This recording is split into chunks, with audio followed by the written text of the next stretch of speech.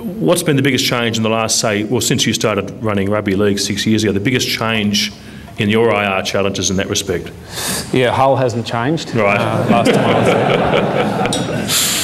there. Look, that's an issue definitely for our code, is the money that's on offer overseas. We operate on a very strict salary cap here. The reason that we have it is to distribute playing talent, but also to make sure that the 16 clubs we've got remain financially viable. They're under pressure at the moment from things like increases in leagues club tax in this state. So we have to be conscious that from time to time that money is going to be waved in front of our players, and from time to time we're going to lose some. There's not a lot we can do about that. I don't think we can look to make exceptions to our salary cap rules as occasionally gets called for.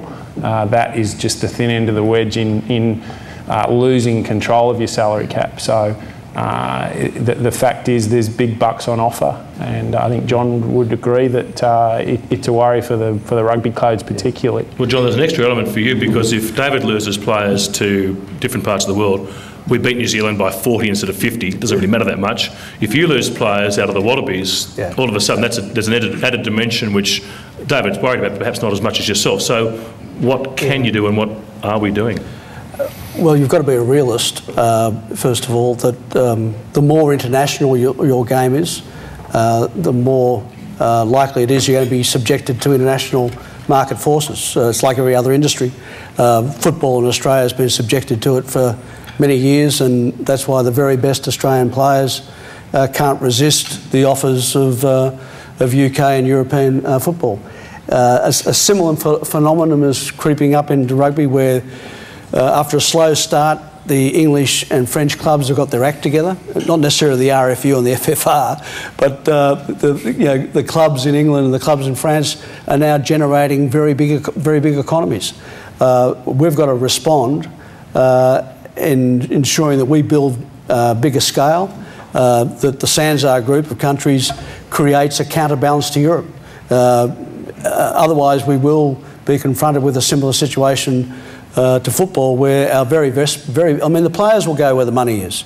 I mean, we shouldn't kid ourselves. But if you can create an economy in your own backyard that provides them with a very good salary level and a better lifestyle, they will stay. But doing nothing is not an option for us. Rugby has to move on to its next stage of its evolution, and it's enough to be competing with the people who are sitting up here, but the Northern Hemisphere has Australia and New Zealand and South Africa in their sights, and they make no secret about it. And unless we respond by taking control of our own destiny, in 10 to 15 years' time, we will be in a pretty ordinary state. Somebody has suggested that South Africa's in a bad time zone, it's in the middle of the night, no one wants to get up and watch it, and vice versa then for us. We should be looking north-south, Japan, Korea, China. You're going to Hong Kong in November. As Paul Keating said, we've got to engage in Asia. Would that be the next step? Well, as we did when that period I was away in football, that engagement with Asia is strategically the most important thing for Australian football.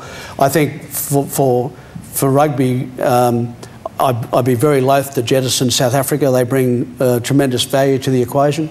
But I think engagement, particularly with Japan, South Korea and China, which are countries in Asia where the body shape and aptitude for our game has real potential.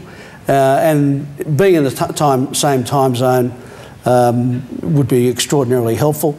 But we're a small economy. New Zealand's a small economy, and we're going to get. We're in a situation where Sky in the UK pay as much for Super 14 as Foxsports does here. So we've got to try and create that sort of value, which we can't get out of the domestic market by taking it into other big consumer markets like Japan. Ben, you probably think these guys got nothing to worry about compared to the gaps between salaries for footballers here and Europe. You think, well, these guys are a bunch of whingers compared to your situation, right? Well, James and I were talking a little bit earlier whether the IPL might have a bit of a draft or a trading session for sports administrators and see if we can we can cash in on that as well. But as John said, it's been a challenge for football for many years, and I don't see that gap closing in in the near future. But I think what we are trying to do with the A-League is to say, look, there is a very sustainable, good quality, credible career path for young players. You don't necessarily need to go and play overseas anymore, and that's a key important to us, so that money just doesn't become the factor. And if they aspire to play in the national team, then the A-League is going to serve them well before they have to make that move, if they think they have to make that move. Gil, your HR problems are domestic. Your code might be moving to free agency, where the effect of salary caps and drafts becomes lessened, and like Dennis Tuddy 30 years ago, blokes get to hawk themselves around for the best fee. Is that going to happen, and what sort of safeguards would you need to put on it, and would you be able to defend it legally?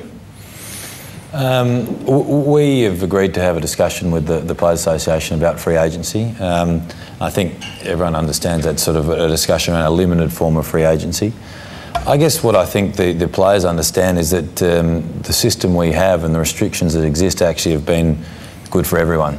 And as much as the code and the clubs have benefited, the players have benefited, and we provide a system now where, we employ 680 or 700 players a year with an average salary of about north of $200,000, and it's a broad base of people in that industry, and they're well looked after, and they're developed right through from the time they come into the talent programs right through, and they actually have a legitimate, I guess there's a legitimate career there, and for sort of 700 talented kids. So I guess, and the growth in the salary cap, now $7 million, and all those things they've seen as being, I guess they acknowledge is a result of that cooperation and the way our league is structured. So I think we have a great relationship with the players, and I don't think that our system is under threat. What we're going to do is have a mature discussion about whether a limited form of free agency makes some sense, and we've agreed to do that. Our commission's decided to do that, and it's been done in the sense and the understanding with the Players Association that it makes sense to have a look at it, but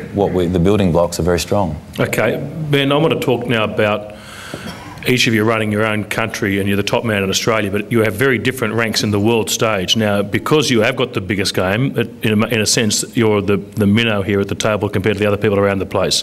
Now, Hillary Clinton keeps saying if she wins the swing states, she can get home.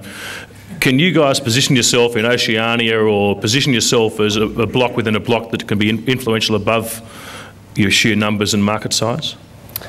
Well, I think being part of Asia certainly gives us access to a very powerful force in world football, and a very credible force. Football is the fastest growing sport in Asia, and Asia is the fastest growing region within the FIFA family. So to be attached to the Asian Football Confederation certainly positions Australia very well for that growth into the future, and to be playing against Japan and China and Korea and ultimately India and countries like that positions us very, very well to take advantage of the commercial growth of Asia, the population within Asia, and if we can continue to perform on the field and be a credible and consistent performer, will be taken seriously in a very strong and credible confederation within the FIFA world. What would you need to do to convince FIFA to bring the World Cup to Australia? Well, I don't want to share all those plans just here today with my colleagues here. What do they want to hear from you? What are the key things they're looking for? Well, I think the key thing is that we can put on a festival and a tournament that would sit alongside of the likes of what we saw in Germany, which was an outstanding tournament by any stretch of the imagination. I know a lot of people in this room probably went along.